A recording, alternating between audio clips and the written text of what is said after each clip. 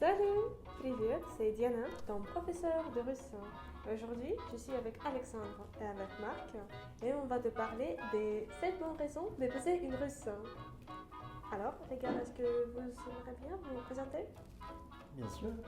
Bonjour, je m'appelle Marc, je suis français, je viens de Bretagne, tout à l'ouest de la France, et j'ai choisi de venir en Russie pour plusieurs raisons, notamment le fait que bientôt je vais me marier avec une Russe. Bon, je ne suis pas venu exactement pour ça, je suis venu déjà pour vivre avec elle dans un premier temps, ça fait 2 ans qu'on est ensemble, et aujourd'hui on va pouvoir un petit peu en parler, quelles ont été mes raisons à moi, et pourquoi j'ai choisi de m'installer ici, de travailler ici, et de faire ma vie tout simplement. Merci Marc. Alexandre? Bonjour, moi je suis Alexandre, je suis breton aussi, encore plus à l'ouest puisque je viens de Quimper. Je travaille avec Marc, donc on a une société ensemble et nous sommes également des amis de Diana. Et aujourd'hui, je pense aussi être capable de répondre à quelques questions avec mes 6 mois d'expérience en Russie. Donc c'est pas beaucoup, c'est moins que Marc, mais j'aurai aussi mon avis à donner sur la question au sujet des rencontres avec des femmes russes. Alors, c'est quoi la raison numéro 1 d'épouser une russe ou de sortir avec une russe, à votre avis? Quand j'ai commencé à fréquenter ma copine, la première raison déjà qui m'a poussé à aller la voir, c'était le fait que je m'intéressais depuis longtemps à la Russie, à la langue russe, et je m'étais mis justement à apprendre quelques mots de russe, à participer à des premières leçons. Et le fait qu'elle soit russe, qu'on se soit rencontrés dans un environnement franco-russe, ça m'a permis de passer un petit peu la barrière éventuelle de la langue, de leur montrer que moi aussi je pouvais parler un tout petit peu russe et d'aller séduire une russe qui me plaisait. Et non pas parce qu'elle était russe, mais parce que c'était la personne de façon générale. On pourra rentrer un peu plus dans les détails tout à l'heure. Mais c'est vrai que le fait que cet environnement un petit peu de la Russie dès le départ, cette passion de la Russie depuis toujours, voilà, c'est un petit peu la première motivation que j'ai eue à aller la voir.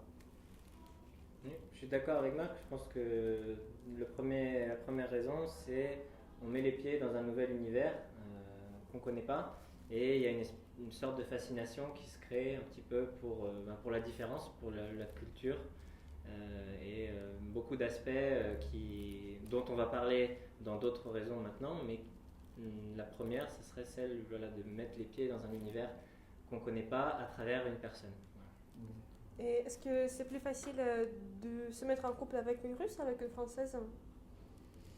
Moi, je dirais que, bon, on va en parler aussi après, mais choisir d'être avec une russe, ça veut dire déjà pas revoir, mais disons, c'est pas comme se refaire une éducation, mais presque. Il y a des automatismes qu'on a avec des personnes de notre pays, donc avec des Françaises en l'occurrence, qu'on ne retrouvera pas tout de suite avec des Russes. Donc il y a une phase d'apprentissage, entre guillemets, de connaissance de l'autre, et aussi d'efforts de sa part pour pouvoir s'entendre bien, faire une bonne connexion avec une Russe. Donc, au départ, le plus facile, c'est d'être avec une Française. Moi, c'est ma réponse. Voilà. Ma réponse d'occidentale en soi, qui clairement ça va rejoindre exactement ce que tu penses aussi. La facilité en soi, ce serait une Française ou du moins une personne qui viendrait d'Europe de l'Ouest, type France, Allemagne, Italie, éventuellement Espagne. Même si là aussi il y a des Même différences. si bien sûr il y a des différences moins culturelles, fortes. mais une approche qui est quand même beaucoup plus facile qu'avec une Russe. Mais le fait d'avoir choisi un petit peu cette autre personne, cette autre culture, cette autre nationalité, c'est surtout un gros plus, je trouve. Et puis bon, ça dépend surtout de la personne, soyons aussi clairs. On ne choisit pas une nationalité, mais bien une personne avant tout. Alors la deuxième raison, elle va, je pense, découler directement de la première. Donc on met les pieds dans un univers russophone aussi. Ça implique la langue, la culture, donc tout ce qui tourne autour de ce qu'on ne connaît pas à travers l'autre personne. Donc la deuxième raison, ce serait qu'on doit aller au-delà des clichés. On a tous des clichés sur les pays, on a tous des clichés sur les habitudes bonne ou mauvaise des personnes, de nos voisins ou alors de pays un peu plus lointains comme la Russie. Donc la première chose et la bonne raison quand on est avec une personne de nationalité russe, c'est justement d'aller au-delà des clichés qu'on peut avoir sur les Russes. Donc les clichés, on peut faire des tours un petit peu très marqués.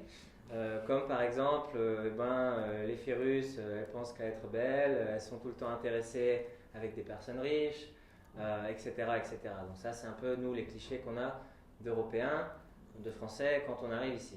Ça peut être vrai, comme ça peut être complètement faux, lorsqu'on se rend compte que les personnes, tout ce qu'elles veulent, comme tout le monde, c'est d'avoir une vie confortable et aussi de trouver des personnes en qui elles ont confiance et avec qui elles peuvent créer une relation. Couple, tout simplement. Voilà. Ouais. Marc, C'est vrai que la relation au cliché, c'est pas aussi seulement avec les personnes en elles-mêmes, mais c'est aussi à travers toute la société. En France, par exemple, c'est vrai que les clichés qu'on a des Russes, ils se font à travers les Russes qui sont en France, mais également ce qu'on entend de la Russie avec les Russes qui sont en Russie. C'est beaucoup de choses totalement différentes, et c'est vrai que lorsque l'on parle de clichés de façon générale envers la Russie, on fait un mix de tout le système, et généralement on arrive à quelque chose de pas forcément très avantageux au niveau de la Russie. Et moi, ce qui m'intéressait surtout déjà dans une première approche, et d'aller la voir chez elle en Russie, c'était de voir comment je peux passer au-dessus de ces clichés-là, de voir qu'il y a finalement beaucoup de côtés satisfaisants et même des choses extraordinaires à voir quand on ne prête pas forcément attention à tous ces clichés-là, à tout ce qu'on peut entendre en premier lieu de la Russie et des Russes. Et c'est ça que j'ai retenu surtout en deuxième point, voilà, comme un réel plus d'aller voir quelqu'un de nationalité russe, oui, c'est clair. Marc, et tu étais venu en Russie combien de fois avant de décider de t'expatrier? Quand on s'est connus avec ma copine, j'étais encore jamais allé en Russie. Donc j'ai connu la Russie à travers elle. La première fois que je suis venu en Russie, c'était pour la voir, pour fonder un petit peu notre couple en soi, et découvrir aussi si j'avais une attirance aussi pour le pays. C'est un petit peu un tout quoi, qui va ensemble. Et donc ça m'a plu. J'ai souhaité continuer, j'ai souhaité prolonger, j'ai souhaité aller beaucoup plus loin. Et j'ai fait quelque chose comme 5-6 voyages avant même de penser à venir m'installer vraiment en Russie. 5-6 voyages généralement de 5 jours, 5-6 jours maximum à chaque fois. Et ça, à chaque fois, j'avais encore plus envie de venir m'installer ici, de venir voilà, découvrir toutes les beautés de la Russie, de Moscou. J'habite à Moscou, donc dans la capitale.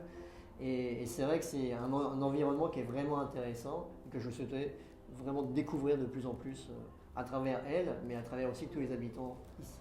Je pense qu'il y a une raison qui échappe à personne, surtout lorsqu'on est en Russie, et c'est encore plus évident, c'est que les femmes russes prennent très soin d'elles. Donc ça... On peut le voir déjà aujourd'hui, encore une fois. Avec Diana. Ça se voit dans tous les moments de la vie de tous les jours.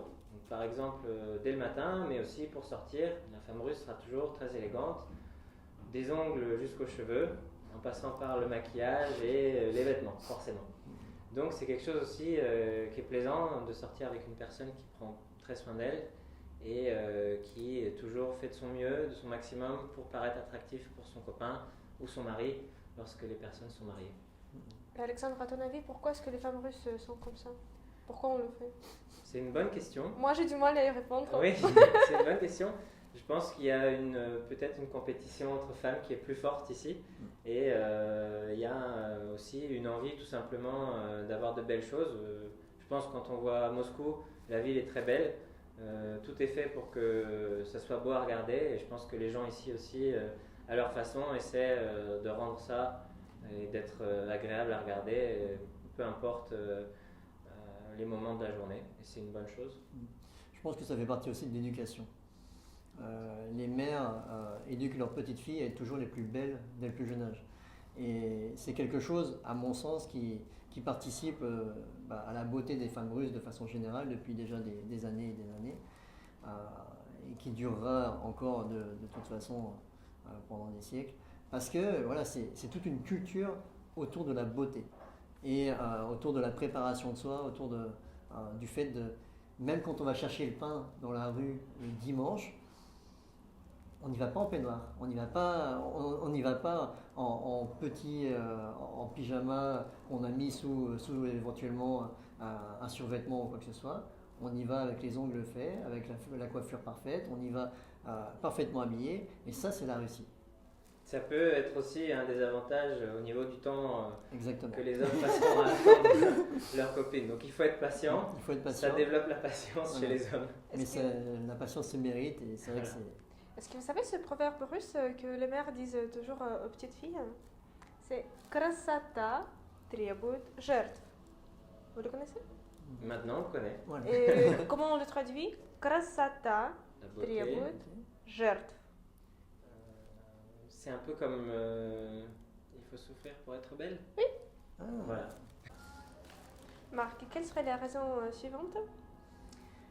Pour épouser une femme russe, je pense qu'il y a aussi une dimension personnelle, attentionnelle qui joue énormément.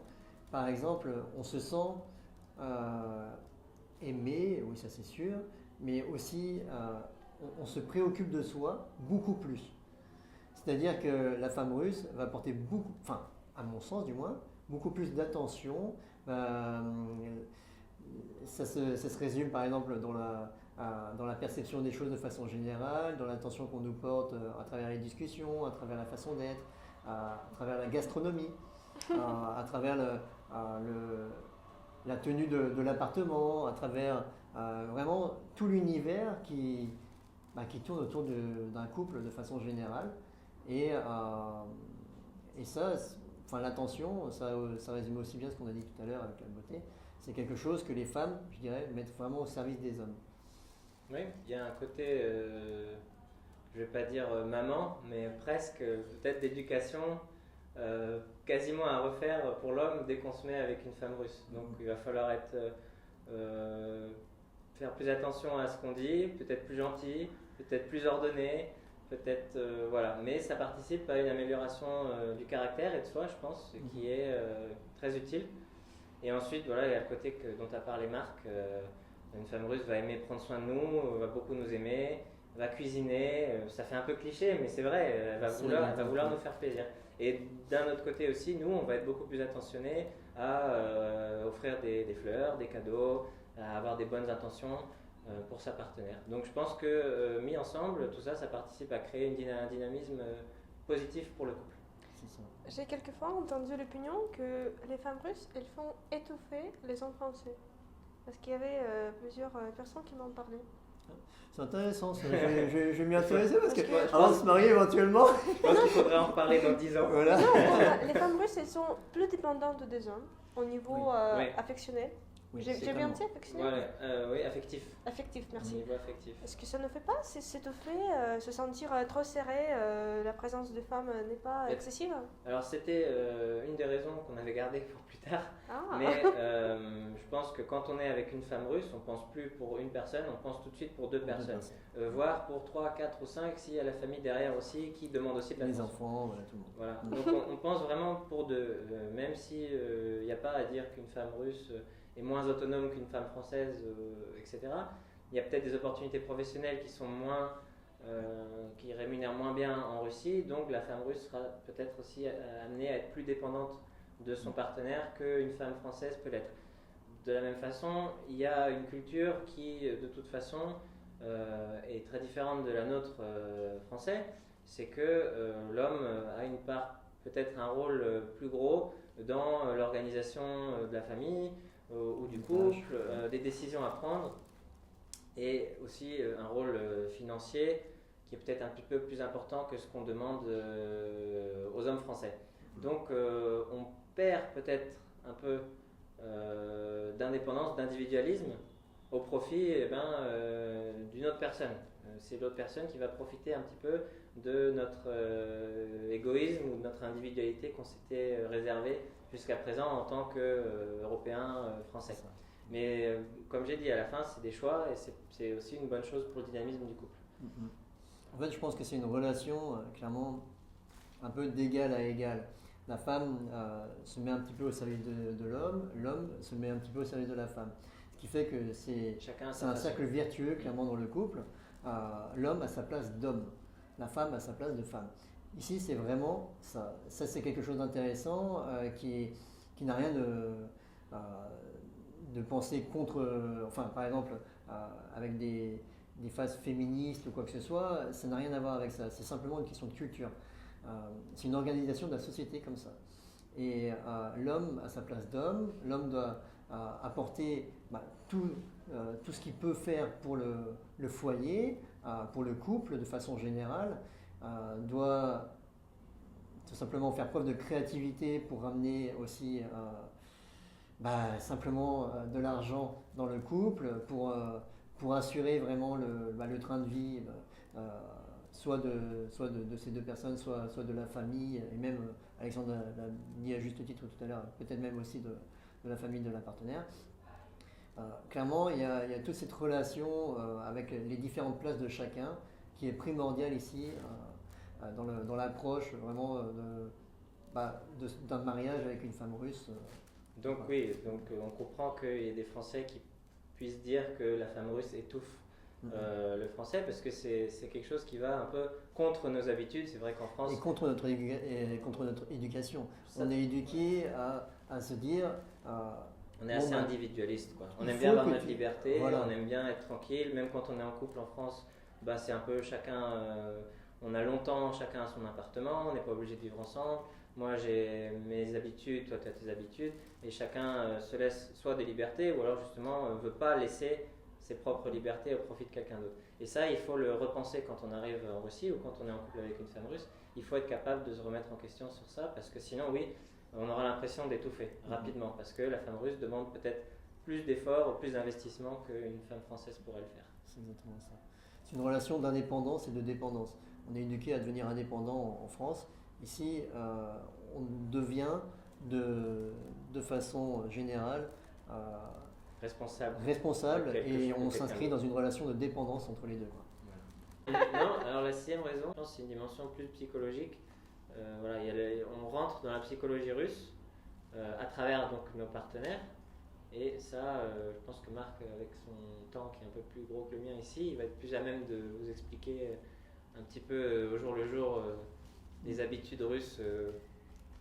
La psychologie, en fait, la psychologie du couple, clairement, et puis de ce qu'on peut apprendre d'une femme russe de façon générale au jour le jour, ça s'explique vraiment sur différentes formes. Ça va aller, par exemple, tout simplement du fait d'être gentleman, de réapprendre les bonnes habitudes. C'est-à-dire que ce n'est pas nous qui allons montrer aux femmes russes que nous sommes des gentlemen, parce que clairement, on n'est plus des gentlemen. Il ne faut plus se mentir. Et c'est ici, en venant ici, en voyant autour de moi, que j'ai pu voir comment devraient se comporter des vrais gentlemen. Et ma copine me l'a appris, m'a fait savoir exactement comment se comporter, comment faire, par exemple, pour faire plaisir à une femme, pour lui montrer toute son attention. Et donc ça commence par, quand on est dans un lieu public et qu'il y a besoin d'enlever son manteau, on enlève son manteau. Ou alors, et à la fin de la réception ou quoi que ce soit, quand on doit rentrer chez soi, on remet le manteau sur les épaules de la dame, pour lui éviter en fait tout effort, pour lui montrer toute notre affection. Et ça se traduit aussi par le fait qu'on lui ouvre la porte, qu'on lui... pour la voiture et pour la maison. Pour la voiture, pour la maison, pour le métro, qu'on laisse des femmes de façon générale aussi dans le métro. On laisse sa place aux femmes dans le métro. Et aux personnes âgées. Aux personnes âgées, bien sûr, oui, bien sûr. Mais il y a cette dimension de bonne éducation qui revient. De respect, bonne éducation. Et c'est vrai que ça, c'était des choses. Les fleurs, c'est le thème principal ici en Russie. Demain, avec les femmes, voilà. Avec il n'y a, pas de fleurs sans femmes et il n'y a pas de femmes sans fleurs. Voilà. En fait, le 8 mars, de façon générale, ici en Russie, on célèbre la femme, c'est la journée de la femme, et pas que de notre femme, c'est la journée de toutes les femmes. C'est-à-dire que dans les entreprises, le directeur, par exemple, va acheter des fleurs à toutes les femmes, à tous ses employés. Dans une famille, le père de famille va acheter des fleurs à toutes les femmes de son foyer, Même, toutes les femmes de même sa aux petites famille filles. et les petites filles.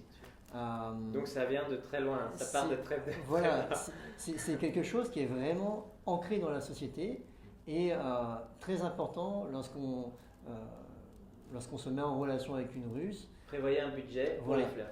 Exactement. Un budget conséquent. Ça peut être pour n'importe quelle occasion, même pour un dîner ou pour. Vous inquiétez pas, tout est prévu en Russie pour recevoir des fleurs. Voilà. N'importe quel restaurant ou bar a un vase pour mettre des fleurs pour un rendez-vous. Pour Ça un c'est dîner. incroyable, ça j'aurais jamais vu ça par exemple en France, ou du moins j'avais jamais demandé. Et ici ça paraît automatique. On arrive avec un bouquet de fleurs, les serveurs proposent un vase, tout simplement, comme si de rien n'était, comme si c'était C'est normal. prévu. Voilà. Donc il y a un petit peu un côté pour les personnes qui encore sont jamais venues en Russie, on va dire rétro, un peu on pourrait dire vieux jeu ou ringard ou old school. Voilà, on offre des fleurs, on ouvre les portes. Ça peut paraître un peu cliché, mais je pense qu'à la fin on est content de le faire parce que c'est des petits gestes qui coûtent pas grand chose. Là, comme Marc en parlait en 2 minutes, c'est vrai qu'on a l'impression qu'on a refait toute son éducation en l'espace de 2 ans. En fait, c'est pas comme ça, c'est des petits gestes qu'on prend l'habitude de refaire ou de faire. Et à la fin, on est content justement de faire. Tout le monde y Tout le gagne. monde est content. Nous, On est de faire satisfait plaisir. d'offrir des fleurs, elles sont satisfaites d'en recevoir. Et c'est vraiment, encore une fois, c'est le cercle vertueux un petit peu. C'est des choses qui coûtent rien et qui font plaisir à tout le monde.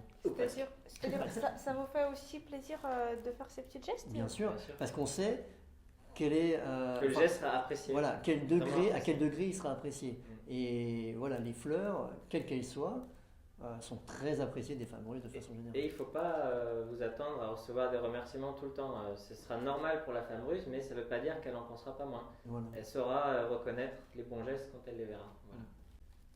C'est très intéressant, merci. Et quelle est la raison suivante que vous avez préparée? Ça serait la dernière, je pense, la 7e. C'est choisir la difficulté. Bref, quand on va se marier avec une femme russe, il y a une chose qui me paraît pour moi très importante.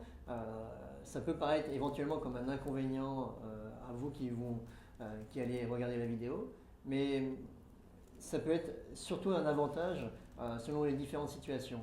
C'est-à-dire que moi, de façon générale, j'aime la difficulté dès le départ. Choisir une femme russe, c'est choisir la difficulté. Il ne faut pas se mentir. C'est des superbes femmes, elles sont magnifiques, elles sont intelligentes, elles nous font découvrir un univers splendide et fantastique. Mais se mettre avec une femme russe, c'est choisir la difficulté pour le visa, pour le passeport, pour le domicile, pour la famille, Pour l'argent. pour l'argent, pour le travail. C'est tout son environnement qui doit être repensé. Il faut être prêt à faire ses Pour efforts. voilà. Être sûr de vouloir être avec cette personne. Exactement, exactement. Et je dirais que c'est encore plus frappant, enfin on est encore plus, j'ai envie de dire, sûr de ce qu'on veut quand on est avec une femme russe, parce qu'on connaît toutes les problématiques qui nous ont arrivées jusqu'ici. Et tous les sacrifices qu'on a dû faire, parce qu'on parle vraiment de sacrifices, que ce soit de temps, d'argent, de familiaux, de disponibilité, De et contrôle même de soi. de contrôle de soi, d'éloignement. Être avec une Russe qui n'a pas forcément d'autorisation à résider en Europe ou de travailler, ou même soi-même de ne pas avoir d'autorisation dans l'autre sens en Russie, c'est de l'éloignement, c'est des pleurs, c'est beaucoup de voyages, c'est tout un système. On part pas avec tous les points. Quoi. Voilà, et c'est vrai que la facilité, là on l'oublie. On l'oublie, donc là on s'intéresse beaucoup plus vraiment au moment qu'on passe avec la personne, c'est beaucoup plus fort, beaucoup plus intense, et on sait pourquoi on arrive là. Moi je sais pourquoi j'ai fait ma demande, je sais que je vais être hyper content de pouvoir me marier avec elle, et voilà, parce qu'il y a tout un environnement derrière auquel on a pu participer, que j'ai pu vivre avec elle, et qui correspond aussi à ce que je voulais. D'ailleurs, on l'a dit tout à l'heure, Alexandre en a fait part dans sa présentation, nous sommes tous les deux associés dans notre entreprise. Avoir une femme russe, c'est aussi augmenter sa créativité.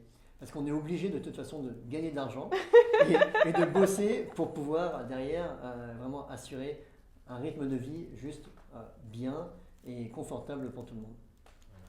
Il y a une dernière chose peut-être dont il faut être conscient, c'est que l'humour ne sera pas le même. Donc nous, Français, qui avons notre propre humour et nos propres blagues et nos propres façons de rire, ça ne fera pas forcément rire une femme russe, du moins au premier coup. Alors après c'est pareil, c'est à nous d'expliquer le pourquoi du comment, mais c'est vrai que les Russes, les femmes russes, quand on essaie de faire de l'humour, ont un peu de mal avec le second degré au départ. Donc il ne faut pas s'attendre Il faut être préparé à ça. Voilà. Il ne faut pas s'attendre à passer pour un clown ou à être très drôle dès le début. Il va falloir, c'est pareil, ça demande du travail, mais c'est pas impossible. Et comme Marc en est le meilleur exemple, ça vaut le coup, puisque ça aboutit sur des belles choses, sur un mariage et sur beaucoup de joie. Voilà. Et peut-être le mot de la fin par rapport à tout ça, ça va un peu plus loin que les 7 raisons vraiment pour se marier avec une Russe, ou du moins de demander une Russe en fiançailles. C'est qu'avant tout, on ne choisit pas une nationalité avec qui on va se marier, c'est qu'on choisit vraiment une femme. Et plus que tout, voilà, il faut être en accord avec soi-même, en accord avec ses idées, et écouter bien sûr nos 7 raisons pour pouvoir comprendre les différentes approches et les différentes les différents changements qu'il va y avoir dans votre vie qui vont devoir aussi être opérés à l'avenir pour pouvoir vraiment vivre sereinement avec une femme russe. Yana ? Merci beaucoup d'avoir participé à cette vidéo.